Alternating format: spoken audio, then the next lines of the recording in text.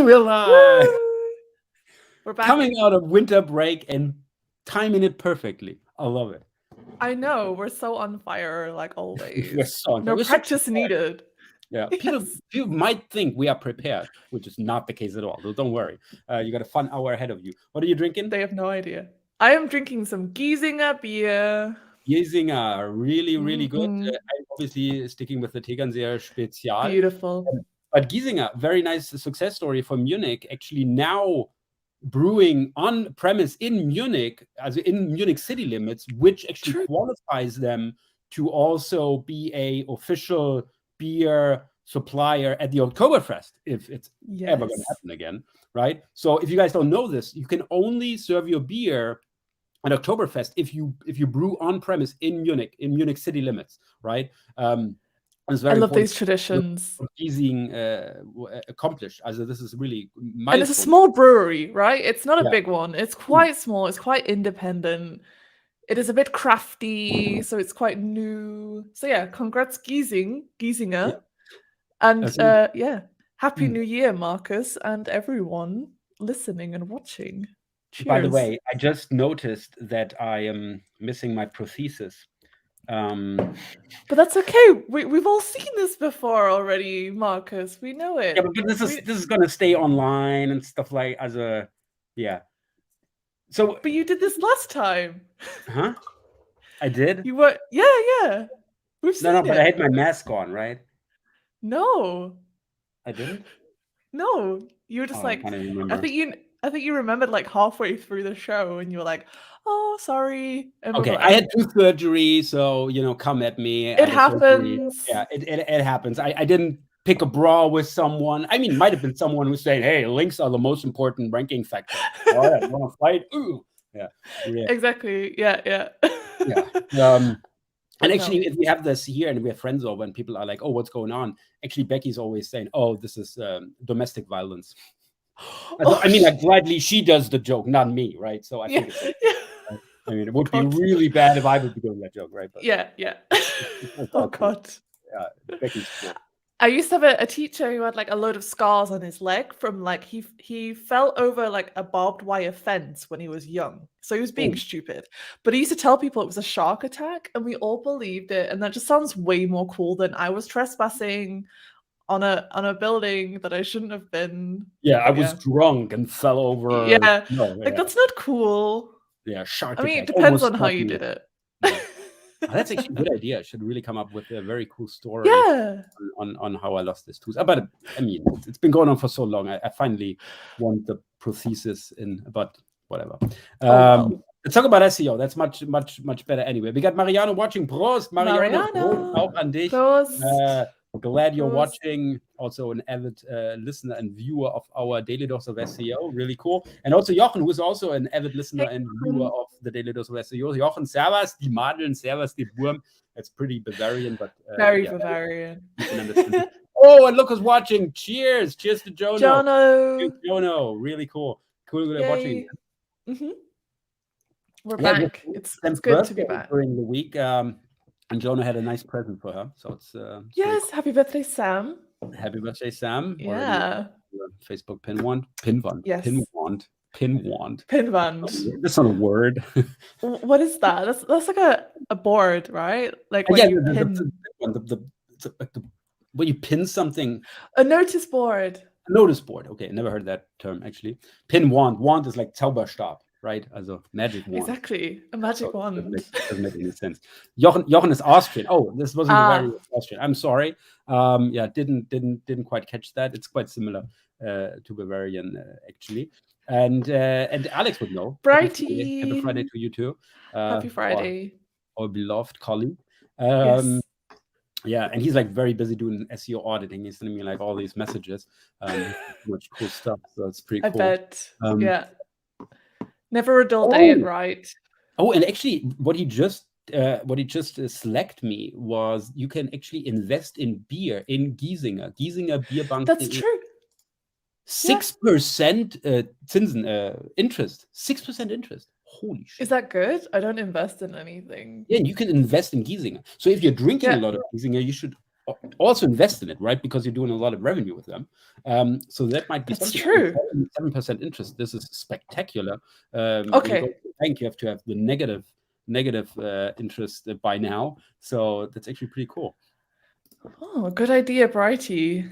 And we also got Colin. Hey, Colin. Colin from South Yes. Africa. He's crossing us from Obermensing, but originally from South Africa. It's great to Cheers. you're here. Can you say cheers in a special way?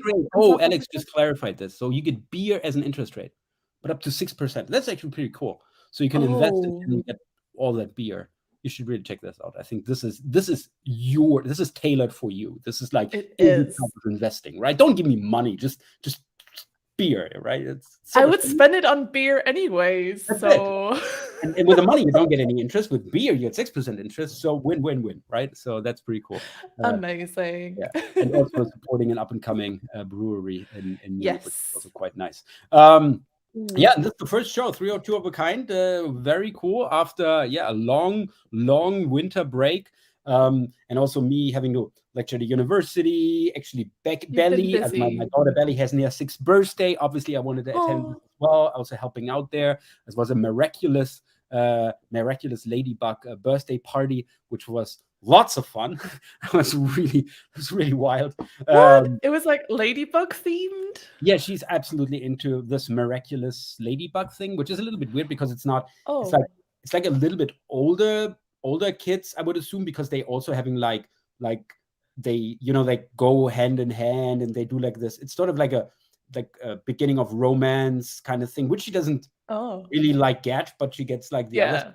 So it's a little bit weird that you would watch this and they have like these romantic things, and she's like, I don't know why. She's so cool. And but this is everywhere. Like we have everything, and she has the whole bed, like the all linens. This is all Miraculous Ladybug. She has like all the posters, and she has obviously all the Kuscheltiere, the stuffed animals. And stuff like. So it's all Miraculous Ladybug right now. But that's sweet. Cool. I heard that before. It reminds me of like when I went to my hometown. Oh, Jochen also, his daughter too. When I was last year when I went to Burnley, my hometown, the hotel we stayed at was really crappy, but it had a ladybug infestation. Like I've never experienced this before. Like you're waking up to the sound of buzzing and there's like ladybugs flying all around you. It was weird. Okay, a bit gross. These are real ladybugs. The other thing, real ladybugs. Doing like all kind of acrobatic things. By the way, and Jochen really knows this game. Cat Noir. This is actually, I think this like the love thing going on here. And look at Colin, my 7-year-old is a fan too. So this is the thing, right? Right now, everybody, all little girls about this. And this is actually what I love about having kids, right? You get in contact with so many like brands and shows and stuff like this you'd never heard before, right? So Fireman Sam, and I don't know. I used to watch that when I was young. Oh, you watched that when? That's a British thing. It's Welsh. Welsh. Yeah, it's originally Welsh. Yeah. That's crazy. It's still happening. Wow. Yeah, absolutely. This is big. They have to be a little bit younger, but then Fireman Sam is huge. Yeah, this is huge. That's so cool. So we were talking about like stuff for little girls. Let's talk about stuff for grown-up girls and grown-up boys. Let's talk about SEO. Yeah. Shall we start with the news? Look at exactly. Who's the fan? Look who got the Fireman Sam pajamas at home, but secretly not admitting it. Right? We're going to ask Sam. She knows about this. Oh, by the way, Fireman Sam. Yeah. This is where that comes from. I don't know. It's really cool. I can still hear the theme music. Oh, me too. Fireman Sam. Yeah. Okay, let me share my screen. That is awesome. I have some news. Stuff happened. So much stuff. We got so much stuff to catch up on. Everyone, right? Marcus sent me a load of links, and he was like, "I hope that's enough." And I was like, "What? What did you say?" You're like, "That's all I got," and I'm like, "What? You sent me like a million links. There's so much to talk about. That's plenty. We have a lot, don't we? There's been a lot going on." Absolutely. Oh, and Yes. we're starting with a bang. This is really, Yes. really, really awesome. And what a news, right? I mean, like this. I mean, like obviously, all of you guys have probably heard of this by now because it's really a big deal. You know, Marcus Tober joining SEMrush as the head of enterprise solutions. And I think also the tweet is kind of says a lot, right? And my past 21 years experience in SEO and building software make it the perfect foundation and time to work together on smart and innovative enterprise SEO solutions. I don't know. I can't help myself. It sounds a little bit like a little nudge towards search metrics in that post. I don't know, but amazing move by SEMrush. I mean, like obviously just the PR alone, but the person itself. I mean, like obviously Marcus is one of the most experienced SEOs in all of SEO internationally, right? So he's like really absolutely a top guy and has built up search metrics from the ground up to an international powerhouse still in the US. Sensational. And now he's helping SEMrush. So I'm so excited about this. When I heard about it, I was immediately texting him, congratulations. And this has been a great move. Congrats, SEMrush. Phenomenal move on securing Marcus for your company. This is a great move. Yeah, definitely. Yeah, also like an end of an era as well, you know, but you know, sometimes you want to change, sometimes you want to try new things. That's I mean, he has been out of search metrics for a long time, although people were always associating him still with search metrics, but obviously this had been over for quite a while. And so great stuff to pick him up. Yeah. Congratulations, Marcus and SEMrush. Also, SEMrush, big news this week. Or last week. Yeah, acquiring Backlinko from Brian Dean. Absolutely. I mean, this is also, again, a fantastic move. I mean, backlinko.com is definitely not the domain where I get my SEO news from, or where I would generally also send people over for SEO advice. I was always a little bit, it's more like a Neil Patelish quality of information sometimes. I mean, like overall, it's very well, but there's lots of things in there always, like little tidbits. Like he was talking about, I remember him talking about trust rank Google is using, you know, this original patent from Yahoo, which has nothing to do with what's going on with Google. I also remember when Rank Brain came out, there was this article of Google rearranging the SERPs in real time based on what you're clicking on. I mean, like obviously this is happening, but not in real time and stuff like this, right? Yeah. There's always these little pieces of things in there where you see, it's not, he didn't like get the whole concept right, and it's always like it's a little bit more easy than it sometimes is, right? As I might try to make it more easy, but nevertheless, it's a spectacularly successful website, renowned, enormous amounts of traffic, 500,000 uniques. By the way, I checked this in SEMrush. So I went to SEMrush and looked in traffic analytics, what they're saying, how many visits actually Backlinko has on average per month, and it's like 850,000. So since they were mentioning it's 500,000 extra visits, right? And then that traffic analytics at 850,000. But yeah, it's still all right. I mean, I noticed that Backlinko rank for so many queries, like the ultimate guide to insert SEO topic here. Like they have such a huge coverage on this kind of like almost shorthead terms, like the sort of extensive guide to keyword research and so on. Like so much he's captured there.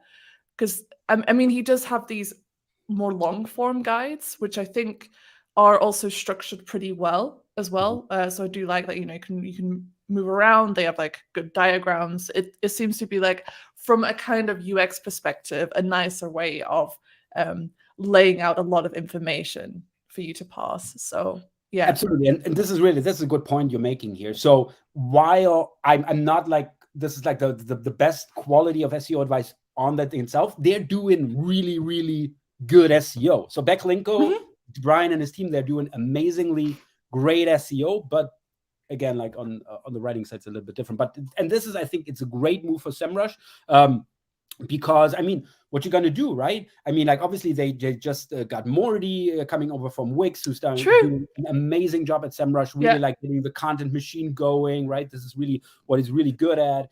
But still, I mean, like there's so much stuff, right? You would still need to, just get on screen, type away like all of these topics, all of this educational topic content that you need as a SEMrush. And they said, why should we build it ourselves? We're just gonna buy it, right? And we're not just buying the content, not just buying the already perfect ranking positions, but we're also buying a great team who as a great as a team which is really going really well, the whole team of creating more SEO content. And you're also sandbagging against the competition, against the Ahrefs and I don't know, other worse tools, other different tools. I don't know, I'm still not an Ahrefs fan, sorry. And so they also, sandbagging against this. So they, ultimately couldn't buy it, but also can't put their ads on there and stuff like this. So I think just like from what you're investing here, this is gonna this investment is gonna pay off. I think very. Obviously we don't know what they paid, but I think this investment is going to pay off very soon. And then again, they also have a fantastic hire of a great content team with the Backlinko team. So it's a great move. Kudos to SEMrush. And yeah, exciting what's going on. Yeah, we have a little break and all hell breaks loose. SEMrush taking over. Yeah, you pointed out this mention from Aleda as well, like, or she's quoting from Cyrus Shepherd down there, right? Like, people are seeing this acquisition as a SaaS company buying a media company, but it should be viewed as competitors merging their content modes.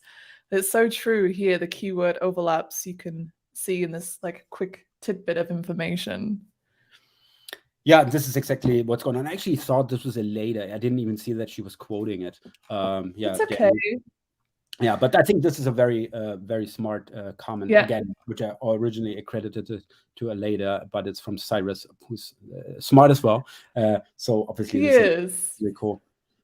Or is he quoting someone else? Why you're not an Ahrefs fan? That's a long story. We should do this one-on-one. That's a long story. We don't need to do this on 302. And also, hi Henning. Hey Henning, great you're watching.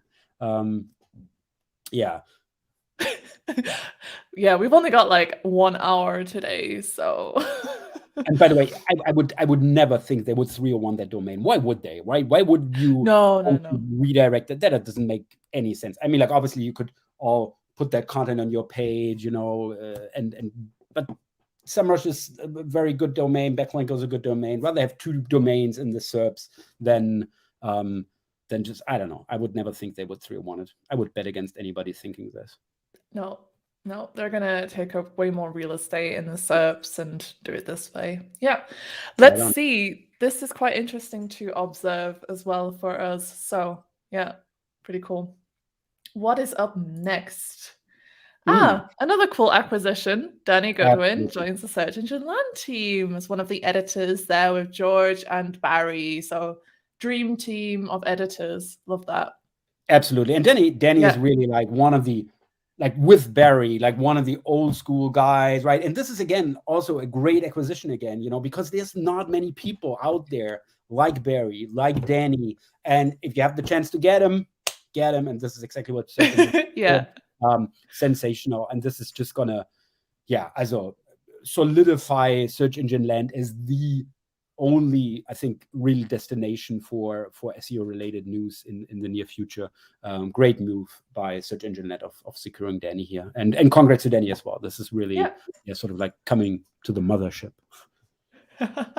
And Danny is so nice. Like I did the Search Engine Journal eSummit last year. I did a panel with him and we had some prep together. So it was like the first time we've had a proper like phone call. But he's like such a genuinely great guy. So wish him all the best. Yeah, absolutely.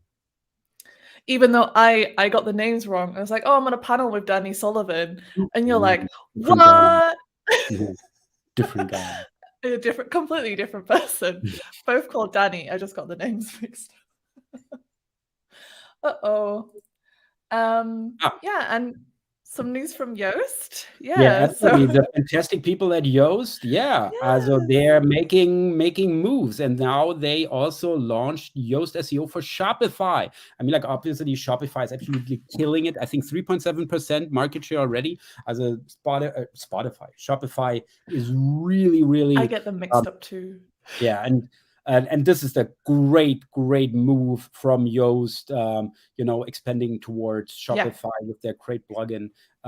This is really fantastic. As a great move from the Yoast team. Yeah, absolutely. And also, by the way, fantastic event. As a really, they had an event on Shopify SEO. Lots of great people speaking there. Aleda, phenomenal presentation about e-commerce challenges and solutions. Obviously, she also got a head tip to write. That's why I'm so overly excited here. But we had also Izzi. Lily was also speaking there. Jono, obviously, you can't do this without Jono, right? So many great people. This was so much insight for free for everybody running a Shopify site. So if you're running Shopify, you should really not miss out. I'm quite sure you can get a hold of the recordings of these talks, or I think most of the presentations have been published as well. So there's a wealth of information there in regards to optimizing your Shopify site. So yeah, get on it if you're using Shopify. That was a great event from the Yoast crew. Very, very cool. Proud of y'all for this. Yeah, great milestone for the Yoast team. Page experience ranking is coming to desktop. We knew this, we were aware of this, but we have some small updates. For example, we know it's coming in February, and we now have the new report in Google Search Console. Finally. Yeah. Yeah. So it should not be a surprise. Yeah. Yeah, because they were saying, hey, rollout is coming, early 2022. Yeah. They're getting it here again. We'll begin February 2022. So obviously we need those reports, right? Unless you're using Write or other very professional software that can help you with that, right? You would need this in your Google Search Console. And there you go. It's also in there. I think it's worth to mention, but obviously not, I love this chart. It's like everything apart from mobile friendliness, which is not applicable. Exactly. Ooh. It's one of my favorite charts that I've ever seen. It is just, I love it. I mean, you do have to spell things out, right? Yeah. Just so that everyone is on the same page, but this was great. Oh yeah, now absolutely. There's so many people who are not aware of all of this stuff going on, right? And we need to educate those people. Obviously, for us, it's like, what do we say? Kalter Kaffee, cold coffee. But obviously this is so relevant for a lot of people out there who are not that close combat with all that SEO news coming out. Yeah. Yes, exactly. And that's why we're here to help as well. Absolutely. Yes. Cool. We have a new robots tag. Index if embedded. New shiny stuff. I mean, like, obviously everybody's, oh my God, a new robots tag. What does it do?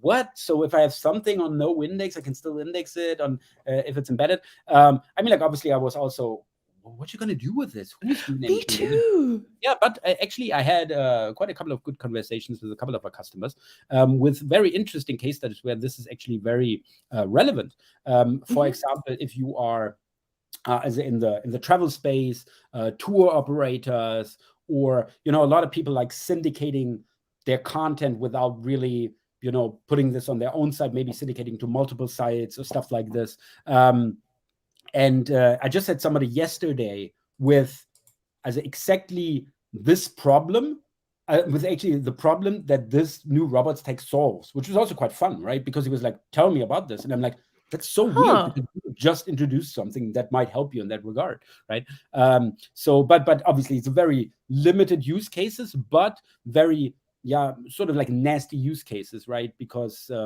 you want to get your content out there, but you really got to be careful. And this is a very good solution, but obviously, for a very limited amount of use cases. Interesting. Yeah, I mean, I am not really an expert on news SEO. I mean, I can do the sort of general website analyses, but I can't be like a Barry Adams or someone like that. So, but it seems more dedicated towards publishers.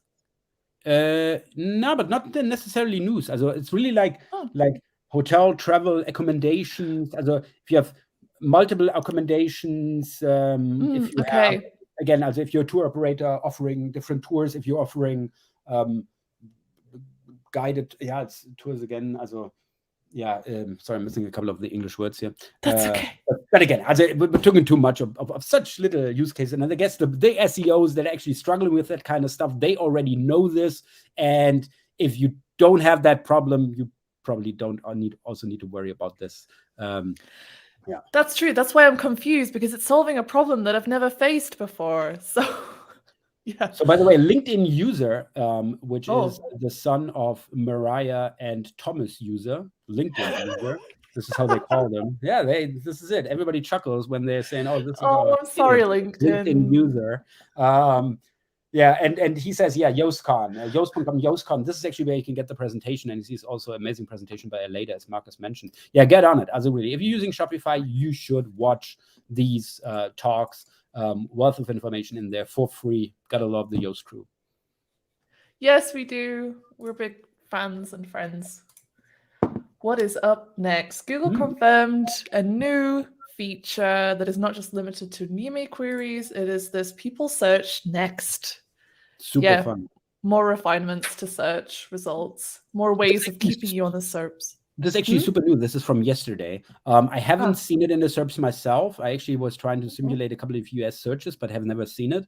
But I think this is a very interesting thing, right? Especially if you search for shorthead concepts, right? Where this like, okay, we know what most people, where they will go from here, and you might want to now search this. So yeah, it's quite interesting, and also very interesting again for keyword research, right? Because absolutely, Google is basically tell me, yeah, search this, they're also likely to search that. So if you can combine all of that in your site, be a very holistic result on that specific topic, SEO might be very easy for you. I think so. I mean, it's also like great to know for internal linking elements as well. So like, how can you keep this like really great logical flow through your website, keep people on your website, keep them engaged? And that is what we're all about as SEOs, right? So absolutely. Very nice. Yeah, cool. Let's keep an eye out for that new feature. Google confirms testing emojis in some search ads, but actually it was just a favicon, right? At least this is what I haven't seen a lot of them. I just got a couple of examples. I saw it here and on Twitter, and I love this, with the pizza slice for a restaurant and that kind of stuff. We also have seen this regarding user review grouping, for example, with barbecue joints, and it has 29 reviews from barbecue restaurant reviews and that kind of stuff. And there you also saw these emojis, and now you also are seeing them here, which in this case is quite interesting because they actually don't allow this in ads, right? But now they're doing it themselves. But again, they're like really trying to see, can we there it is, direct people's interest more easily with these kind of icons. And again, I like it, right? I mean, like having the pizza slides there, it's pretty cool. I do really miss the time when we saw favicons in the SERPs. Like, it was just a bit more colorful, like from organic results. I mean, like in German SERPs, you still have this a lot. I mean, I learned this from you. But the emojis, a very German thing, because you would consider those results spammy, and in Germany, everybody's going for it. And because I don't know, it's a very German thing. Like just as the multi-hyphen domains, right? There's also a very German thing. Oh, that's so German. Online kaufen -24/7-online.org kind of thing. Super spammy in the US, perfectly normal in Germany. And same here, right? Just found one example, very quickly. Yeah, although it's funny. Very mild. Also, there's crazy. Look for FAQ schema real quick. I think this is. Look for FAQ schema. It's also English SERPs, by the way. Maybe this might be the. Yeah. Also in Germany.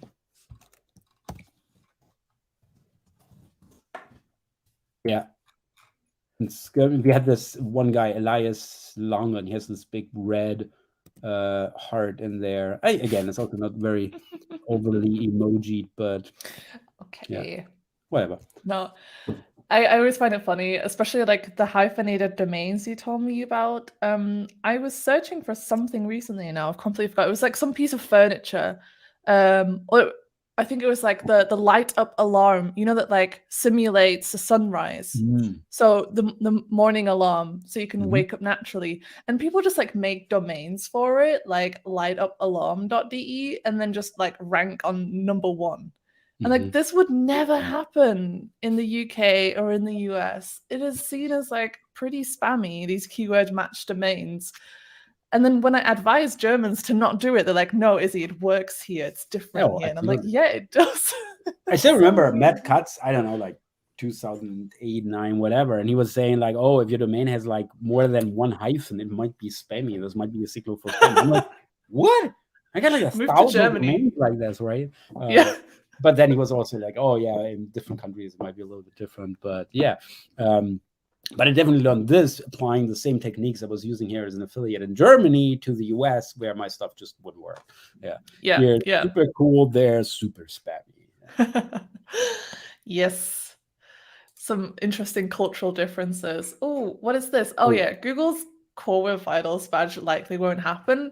So when Google announced Web Vitals as a ranking factor, the page experience signal, they also mentioned that they will be testing things like an enrichment in the search results that could show that they pass, it could be like a check mark. There were different theories. And now John has said, if it hasn't happened yet, then it's probably not going to happen. So we won't have this badge in the search results, most likely.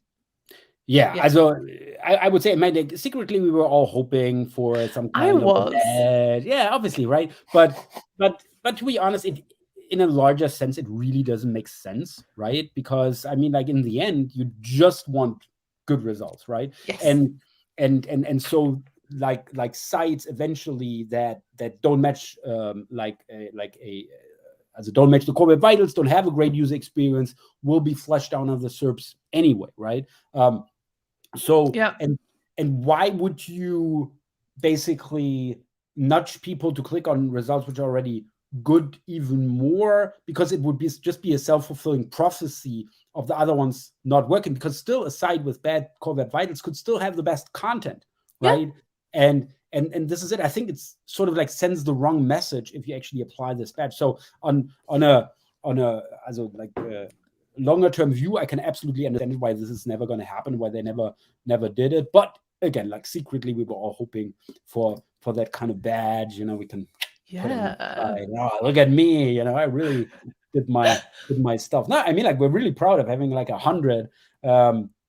Having 100 in our performance score, right? Yeah. So I'd be more than happy to show that. But again, it's it doesn't really make sense. So we can start adding it to our footer, like one of these like trustworthiness badges. It's like, we got 100 on Google Lighthouse. Check us out. Yeah, but the thing is, you will see it, and you will automatically like notice it if it has a good page experience or it doesn't have a good page experience. And then it's even worse if you have that badge and don't have a good page experience, which could still happen, right? Because it's like 90% of the users having a great experience, right? So I don't know, it doesn't make any sense. And you'd see like agencies and consultants offering like, I will get you the badge. I will get you this page experience badge if you pay me $500 today. It's like a Twitter check mark. Exactly. Yeah. Oh, by the way, talking Eric about phenomenal is here. Technical SEOs, we got Eric in the house. I don't see why they won't do it. The AMP badge did so well. Yes, it was well established. Yeah. I don't know. It smells like a sarcastic. Oh. I don't know if Eric is like, I don't know. I know he's a big fan of AMP. This is totally what Eric would say, right? That's true. I mean, people did somehow get to grips with like what AMP was eventually, but they removed it, of course. So maybe it wasn't performing as well as we initially thought. And yeah, Eric knows. So I trust Eric. So this was the door. I think the kids are coming home. And okay. Yeah, but Becky has the key. Oh, good. Yeah, I hope so. If it goes again, I gotta go now. No. Yeah. I'm just gonna hang out with John here. Me and John, just like with the photo. Yeah. You want to hang out with the photo? Should I get you a cardboard cutout of John? You can actually put it here. Don't they have one of those at the Google office in Zurich? I've seen some photos. Really cool. Having him. Yeah. behind you and he would like constantly be looking over your shoulder on what you're doing. Is that ethically okay what I'm doing here? Right? I don't know. Like, Let me close the door. Okay, bye, John. Oh. Yes. Tell us more about this, Marcus. Oh, I would love. I was like hoping that you can Please tell me do. more, because No. the only thing that I understand, it's as a my take on it, this is basically still the same, only you're not being put into cohorts. So I mean, like they had the, I mean, like obviously Google is dropping cookies, and they came up with this concept of FLoC, the federated learning of cohorts, which none of the browsers wanted to support. A lot of webmasters didn't want to support, most notably Amazon, which said, okay, we're not going to do this. They just did this on this one antique book site, whatever, maybe to get some learnings on how it works, right? A very smart move. So Google said, we're going to postpone it. And now we're going to scratch it. We're not going to pursue this anymore. We're doing something else. It's called the Topics API. And as far as I understand, I read only like over it like once, like really quickly, because this is really not a topic I'm super interested in. But so far as I can tell, it sounds like almost the same without grouping like more users into a specific cohort. But I might be wrong. And but again, I don't care about it because on you don't know if this is going to be the final straw, so to speak, because I wouldn't think that the browsers are not, we're going to support this, this is right. Also, I think there will still be a lot more iterations before we finally get to something. Okay, this is the legitimate successor to cookies, right? This is how the entire internet is going to move forward with this topic. And I'm just not sure if this is really like the final deal. So I'm like, I'm just going to wait and see. I mean, we spent quite a while getting accustomed to the idea of FLoC and all the, sort of interim solutions, and now it's been dropped. And we have this Topics API to get a good grasp of again. And like you said, is it worth it if, it could be taken, or it could be taken away as well, So yeah, worth tracking this update on tracking. Haha. Do you hear the kids screaming? No. Oh. Are they screaming? What's wrong? I think they're playing something. Sounds like it. They're so excited about Topics APIs. Yeah, no. More Miraculous Ladybug. What is next?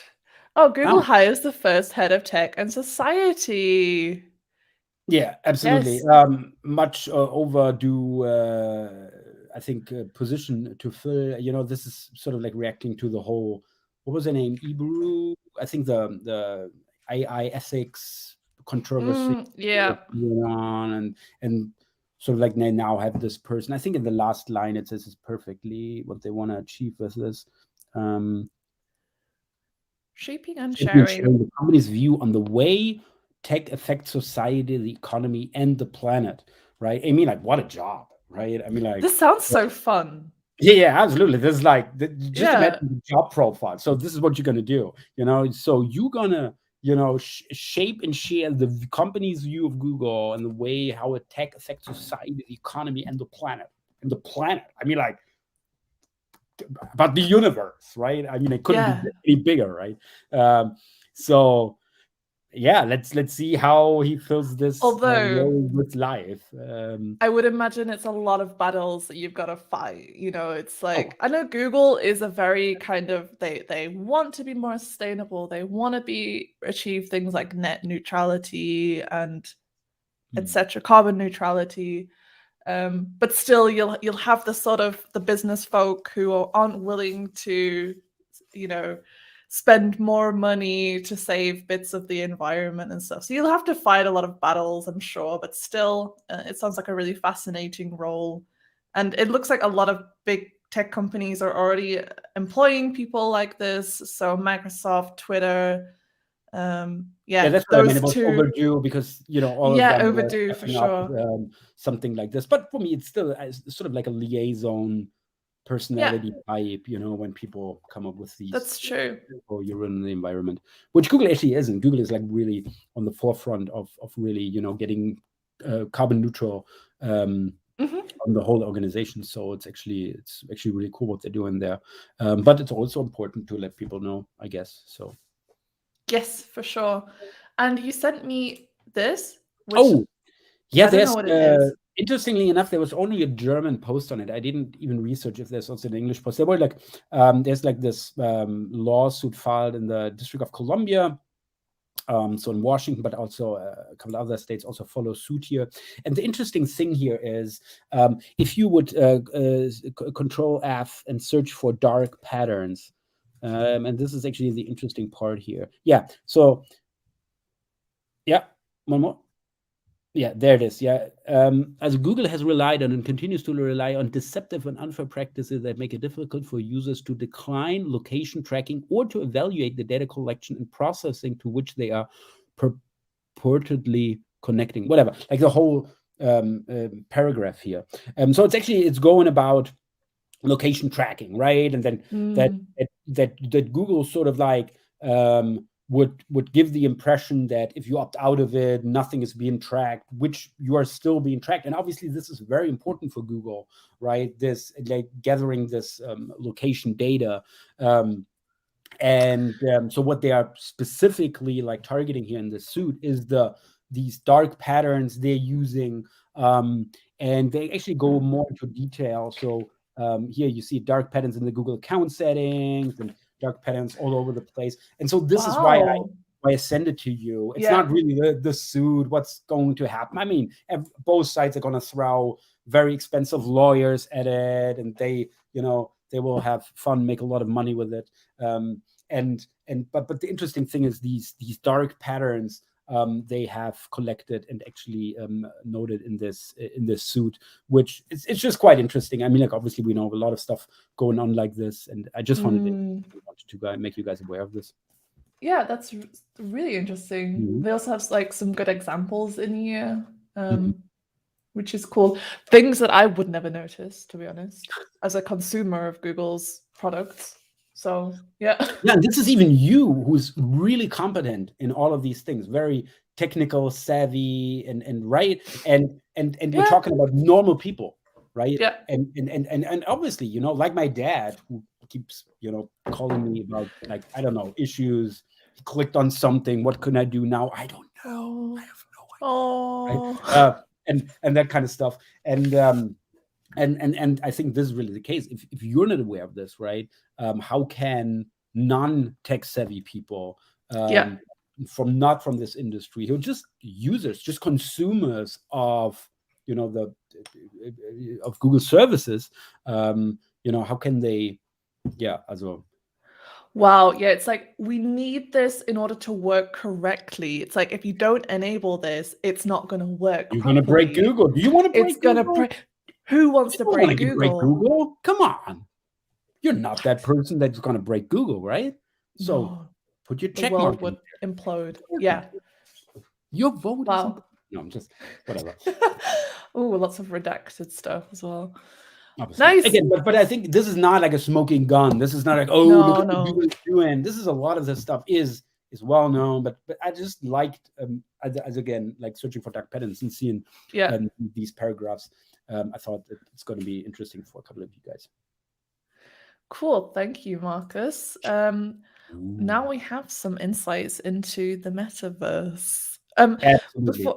This is like really interesting as well because I keep seeing really cool SEOs like Suganthan and Aleda. They're all getting into the metaverse now. They're getting their VR headsets and they're doing meetings, like sitting at a virtual desk or like at a virtual conference room table. And this is like pretty impressive yet terrifying, to be honest. I don't know what you thought about it. I haven't done this. Also, I mean, I'm also a big... I'm surprised. I mean, like, really, I'm not like I need to be in like a virtual room with other people. I don't know. This is okay. I'm fine with Google Meet and Zoom calls. But I'm still a big Oculus 2 fan, and I love this. I'm doing so many city tours, while I'm not traveling. I mean, I just did a guided through to Paris. And yeah, it's just like it's so awesome because you're standing there and you don't even get motion sickness because you're always standing at a specific location. It talks about it, and then you go to another location, and it's always still, and you can just like go around, and it feels like you're in Paris, and this guy is like giving you a tour. So, and I love this, while you're not able to travel, basically travel, with the help of Oculus, but for working. I don't know. This is not something I would now incorporate into my workflow, so to speak. But this is super interesting. This is phenomenally interesting. You can actually scroll down, but the most interesting concept here is data to vec. So this is what they have been introducing, data to vec. And this is also, I love the wordplay here, because obviously this is a wordplay on word to vec, which was developed by Google in 2013 or something like this, right? Quite a while ago, yeah. And this program really predicted how words cluster together. And so word to vec is like a representative of a neural network designed for a specific type of data, in that case, text. And in the case of data to vec, they are basically also using this, but extending it to be used for multiple data types. So not just text, but also audio, also video. And you can scroll down and you will actually see, this is how they do in this. It's the same process. They're using the transformers as well, right? And this is exactly what's going on. Basically, with the text, they're guessing what is probably missing, what word is probably missing, right? And here, what might be missing in that image, what might be missing in that audio file, and that kind of thing. So it's basically applying the same logic, using the same transformers to basically applying this concept to all different kinds of data. So this is really a word to vec on steroids, right? And yeah, and that's, and we see Google also working this with Mom, right? They showed us, you can now take a photo, show me how to fix this, right? This goes into this, but it really, again, also calling it data to vec, based on the word to vec. So I love this. This is really interesting. Yeah, I fell into the trap. I was like, what? That's quite old. Like, we've already kind of explored this, and I'm like, no, that's word to vec. Like, I was getting mixed up. It's pretty funny. I wonder if it was done intentionally as a little jab. Not sure, but pretty interesting. I don't like Facebook and Meta, but technology here sounds really exciting. Should be finished by the end of 2022. Their huge supercomputer cluster, or whatever it was called. Yeah, this is the next news, and because. And this is why I put this first and then the second. Sorry. Because no, it's the right way around. Because this is not just now having the technology and be able to do that kind of stuff, be able to train these models, on an extensive scale, but they also coming up with the next generation of AI supercomputers. And I would just imagine basically marrying these two, basically running all of this on that. This is really just gonna accelerate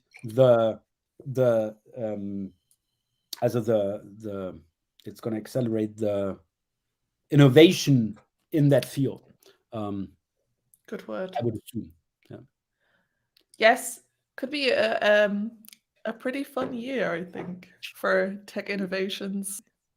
Let's see. Last year was pretty boring, right? No, we had Mum, we had Web Vitals, Smith, Lambda, all sorts. Yes. Yeah, no, awesome stuff. Ever since we chatted about quantum computing, Marcus, like, my mind has just been blown, and it hasn't got back together since then. So, dude, welcome to that rabbit hole. There's so I know much rabbit hole if you want to dive into it, like the whole quantum mechanics. It's phenomenal, right? Yeah. Yes. All right. Let's not blow our minds too much today. It's Friday. We need it with the supercomputer. And I was just saying to you, just the stats are insane. What is it? 760 GeForce graphic cards, and I'm really wondering with all the crypto miners and them buying it all up, right? Yeah. who nobody gets the normal graphic cards anymore.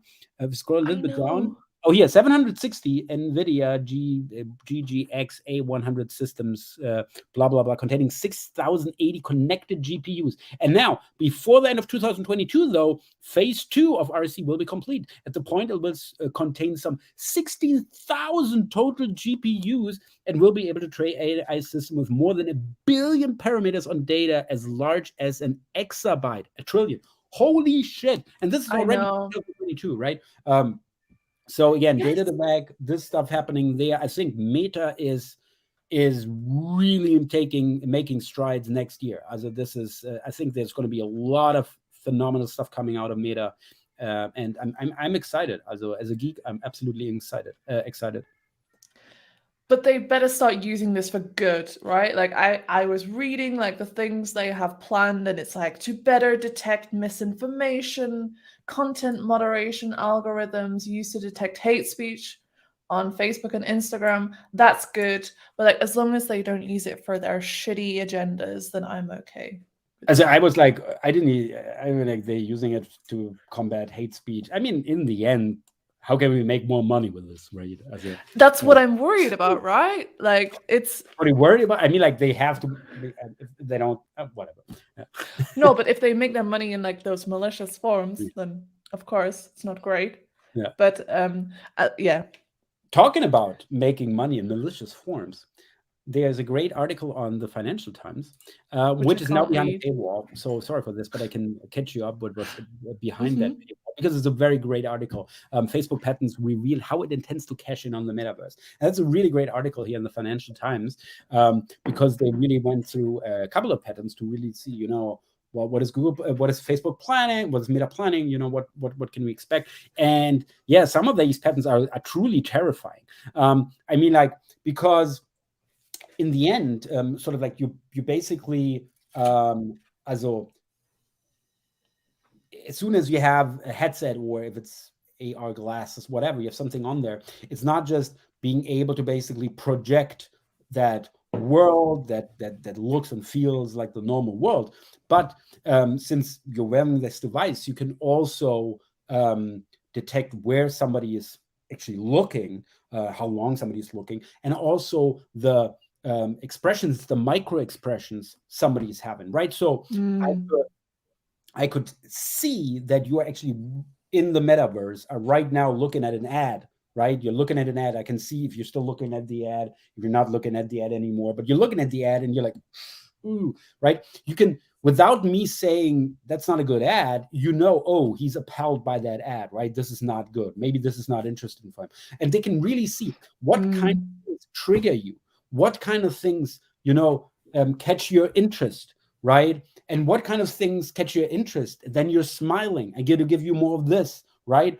And so they can, right now you call up Facebook and you're interacting with your mouse, clicking somewhere. Obviously, this is also very nice information, but you don't see how I'm actually reacting to a lot of this stuff. And this is such a thing, even better, because I can't fake this. You know, you can't fake micro expressions. You can pretend, oh, I'm happy, but you will always have this micro expression that tells, yeah. And this is it, and you can't fake this.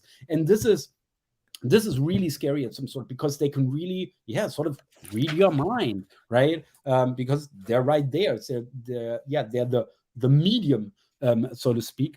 As some of these patents are scary, but nevertheless, as a geek, I'm still excited for the metaverse. This is just something. I mean, like, if you're going to build this, that's going to cost a lot of money. Obviously, they want to make money. It does, yeah. I mean, I'm fine from a geek side, but obviously it was quite crazy reading on those patents and like, oh my god, this is pretty smart and scary as shit. Yeah, it is. It is. By the way, we have Klaus Michael Kaiser. They are missing GPUs everyone is talking about because of crypto mining. Yeah, everybody's like, yeah, all these crypto miners, and now they're coming to and buying like thousands of.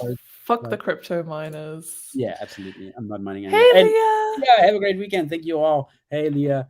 Great you watching again from Minnesota. It's quite early in Minnesota, and probably also very cold. So it's really cool you're watching. For keeping you warm in the morning with the beer. Yeah. with a nice cold beer. Yeah, absolutely. And talking about paywalls. Oh yeah, great segue, Marcus. This is Great a really segue. nice thread by Antoine. Paywalled content and SEO. He's Yeah, gonna you really start get tweeting in credit English. later for actually pushing people write more content in English. Yes. I mean, they shouldn't do it on Twitter, obviously, right? Because it's just a gigantic waste of No. time. But I mean, I love it that he was actually following suit and actually taking the advice, because that's a great thread on how to deal with I'll follow. that content. And he goes through the normal best practice, but also gives like a little bit different solution. I don't think we have to go all into details already 5 to 5, but this is a great thread. If you are, by the way, yeah, I saw this, and this was like why I saw it, because it was like, oh yeah, he's using the structured data helper. If you don't know, that's our Chrome plugin. That's the right structured data helper.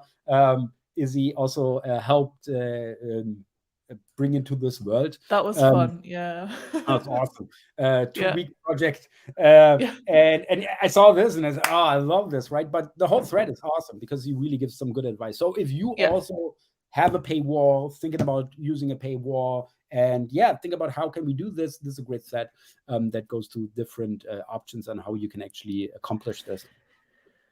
I don't like paywalled content because feel like me neither. There should be a rich result. There should be like, oh, this is behind a paywall, because if you're already a subscriber of this specific publisher, you probably don't find the content through Google search as much. You probably go directly to the app or to the website, so you won't be as impacted as much. So I don't like this, but this is like a good way for how publishers should get around this if you are one of those.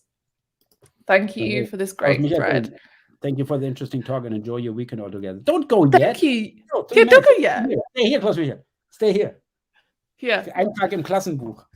We have enough time. We have always leaving early. No. Oh, and phenomenal pattern. I love this. This is great pattern.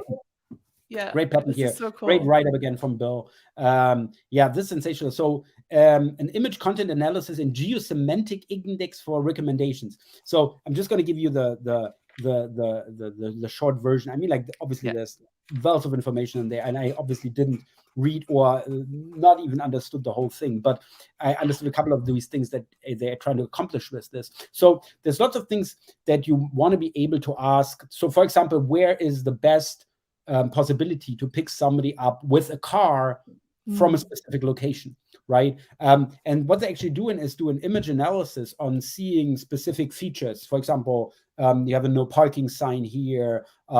There's a couple of examples there also. So for example, I wanna find a playground near to me with which is in the shade, for example, right? And these are actually real life.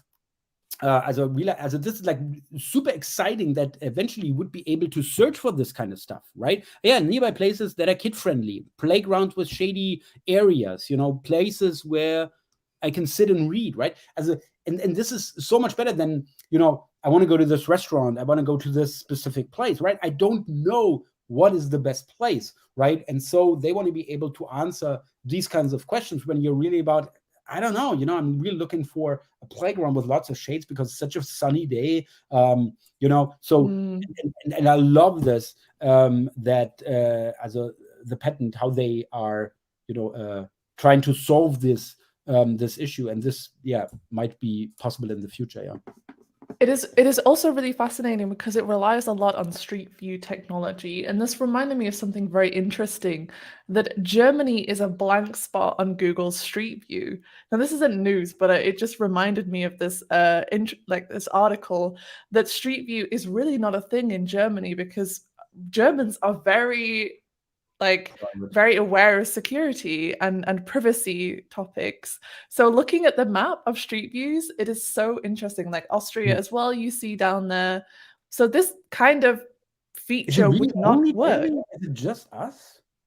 If you look as well at wider Europe, like Eastern Europe is also, but that's probably because there's like a lot of rural areas as well. And Russia is vast, right? I mean, like, this is exactly, it's very vast. Who would want to drive through all of that, right? I mean, but this map is just so interesting, I find. Yeah, it's super crazy. Yeah, but I remember when this actually came out, when Street View was out, they had so much stuff. Google is going to come to your house. and and they're gonna, what? No, nobody is coming to your house, and no, this is not happening, right? And burglars will be able to see when you're not there. No, this is not the case. They will be able to snoop out. I mean, you can It's not a stream of your house. This is a lot of bullshit. So much but as you said, we are very privacy sensitive as Germans, and even though FKK is it's a very German thing. It is a culture. Yeah, it's actually East German thing. Also, FLoC culture mostly, East German thing. But obviously, as Germans don't mind because we are super liberal, and live and let live kind of people. We're still gonna like gossip around it, right? But obviously, but obviously we are very liberal. Obviously. That's funny.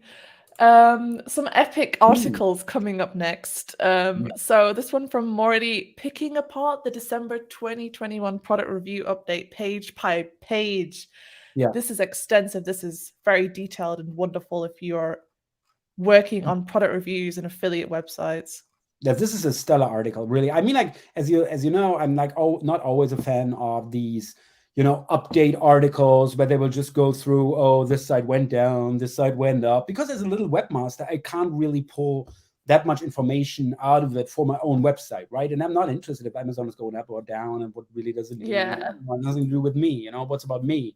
And especially if I'm also affected by the product update, right? I don't care who's gone up, who's gone down, what with me, what did I do wrong? What should I do, right? So, and I, in most of these articles, always lacking advice. And so I love that this article here from Morty is not like a quantitative study, so to speak, but rather qualitative and really looking at the results. So why did certain sites get demoted? Why certain sites went up or stayed where they are?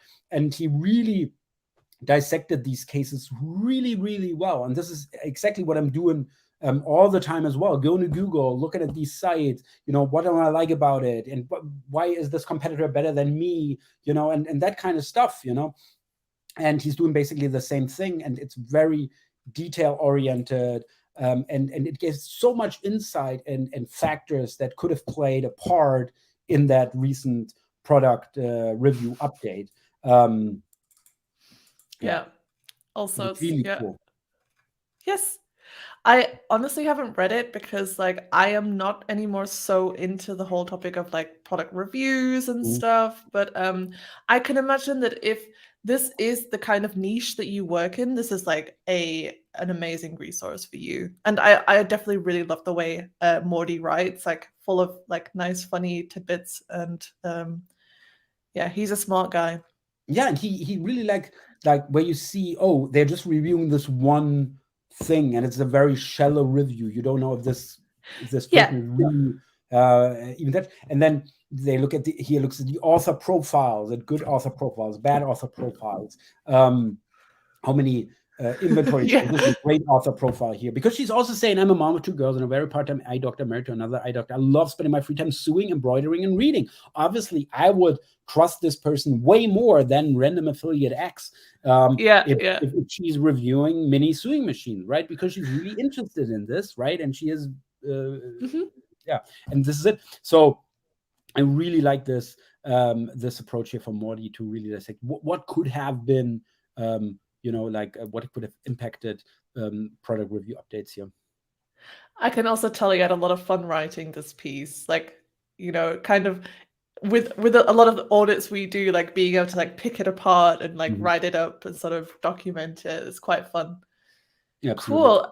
Another awesome article from Lily. So she has done a really extensive piece. I think she does these so well, a really great summary of winners and losers, but also done by niche regarding the different core updates we faced last year.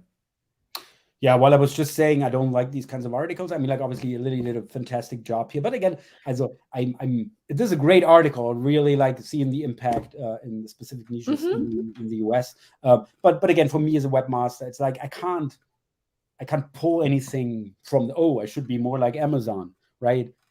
Really, you need a core update to tell you they should be more than Amazon, right? Also, I mean, from a user a user experience standpoint of really making it easy to order something. It's but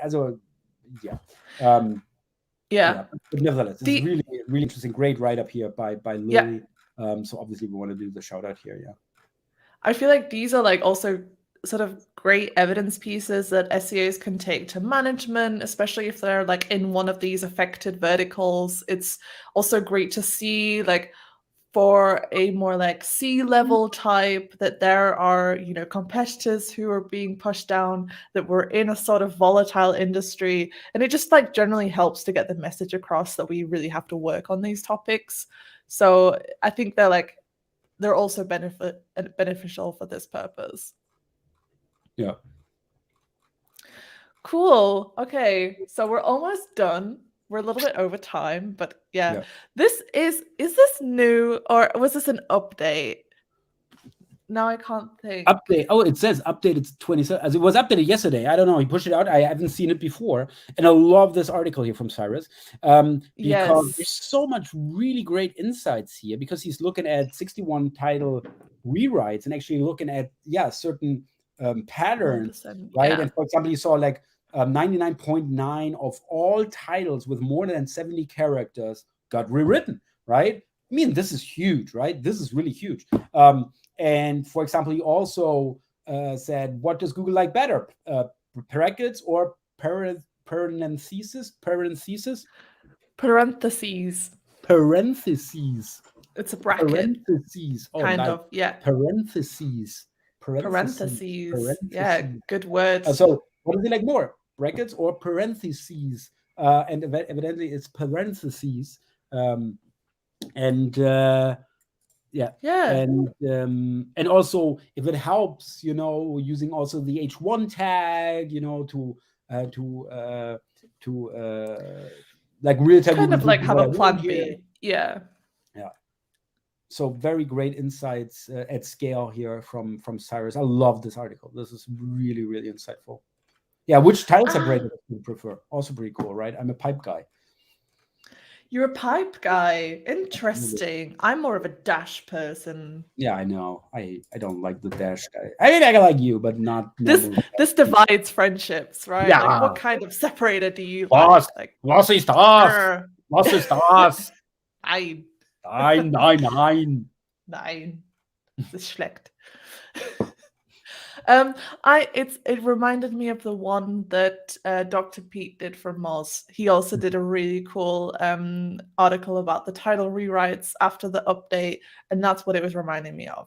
But this also has like really cool findings as well. So yeah, this was more like examples, which was also very interesting. But this is like really at scale, and if you like analyze 61,000 title rewrites, and you can see that 99% of all titles with 70 characters or more got rewritten. This is a hard clue, right? And this, I love this article. This is really cool. And also the parentheses and brackets, right? I mean, like, what does Google rewrite more? And this is just a wealth of insight in this article. So this is a really cool study. Absolutely. All right. Oh, another wonderful article by the great Crystal Carter. So top tech SEO strategies for 2022 and beyond. I just genuinely really liked this piece. She has some really wise insights and also like very practical advice, I think, for the future. Like, it's not so much like, oh, you know, speculation, like maybe this could happen, but these are things that we should be working on now, right? So really enjoyed it. Yeah, Crystal is awesome because I really like her view on. She really has a strong view on the larger picture. She's not like a typical opportunistic SEO. Oh, you know, you should do this, right? And or the typical 2022 tech SEO articles. Oh, you should optimize the core web vitals. Voice search is going big this year. No. Mobile first is important, right? These typical. I've seen so many over the 2021, 2022 New Year's kind of post. It's got updated, right? But this is really like she has as you can really see how Crystal has a much clearer view of the larger picture here, what's going on, and gives really great advice. This is stellar article. Really very actionable. Really absolutely. I love this one thing that I haven't even thought of myself. Like, I mean, regarding mum, we've discussed this a little bit today. We've discussed it before. Your But mom. she mentions, yeah, my mum, she's a great SEO, Tracer. The SEO value of image composition, because as she shows with like the free testing of Google Cloud's Vision API, you can see Google isn't fully aware that this is a teapot when it is like face on. So like bearing in mind the composition of your images, like that's like such a cool angle that I hadn't really considered so much before. So it's like, oh yeah, it makes sense. We should consider that, especially as an e-commerce store. In a normal recap, this would have been make better pictures and stuff like this. But she's like, no, just make bigger pictures. This is something you should really be aware of. And maybe you should also benchmark your images against this to really see, does Google pick up, whatever. Also, I love it. It's really next level technical SEO thinking here. Also, this is stellar piece of content. Yes, there's a lot more to dig into here in this article, so definitely check it out, people at home. Cool, we have some insights from Search Pilot. Every single one of our episodes has something from Search Pilot. We love their A/B tests. This time it's about using third-party user ratings to increase organic traffic, kind of like as a trust signal, as a conversion uplift, probably as a way to get people to stay on the page. It's a product, you want to see that it's rated well, has good reviews, etc. And using schema to create a rich snippet, right? They didn't mention schema, did they? No, it's on there. You can see it. Additionally, yes, they marked the pages with aggregate rating schema to the page. Yes. And I don't think it's cool. It's cool, right? Yeah, what do you think? Do you think it'll increase traffic or not? I know. I already know. Oh no. So I like playing this game with you. I would have said positive. So you would have said you get it, right? That's true. But I would assume positive. Because look, it even stands out in the search results. Yeah, absolutely. Yeah. I mean, rich snippet equals higher click-through rate, right?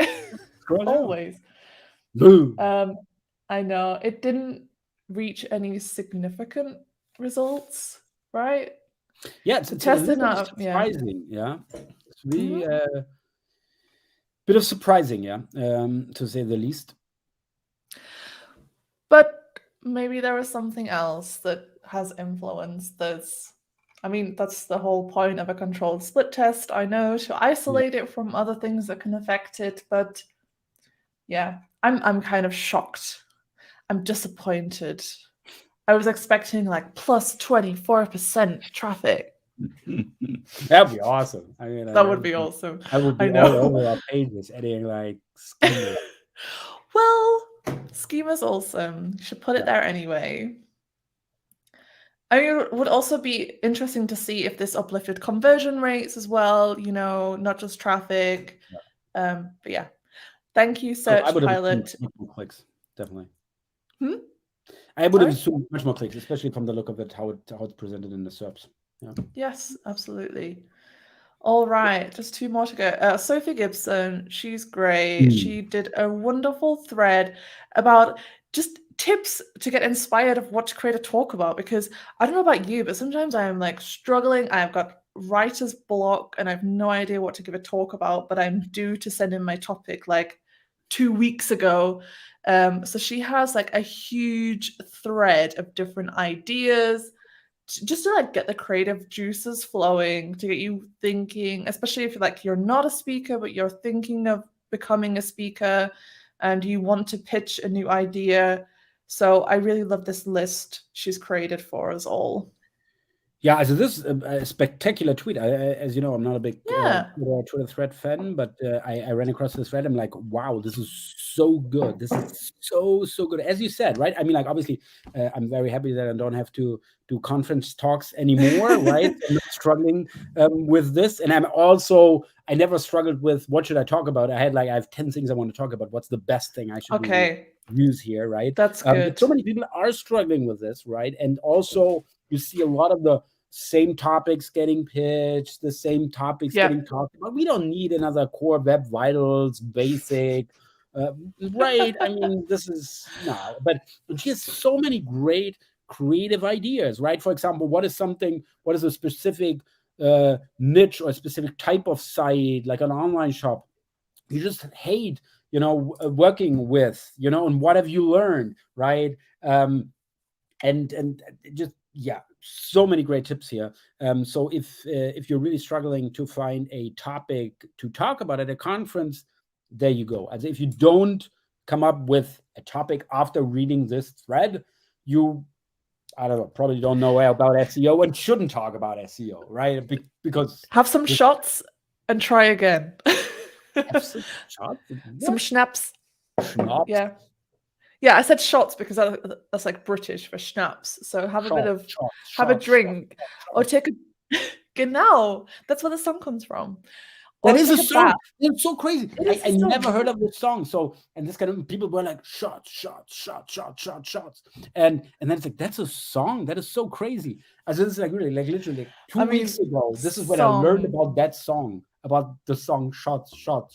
And I would always do this joke with Becky when it's about like, let's can't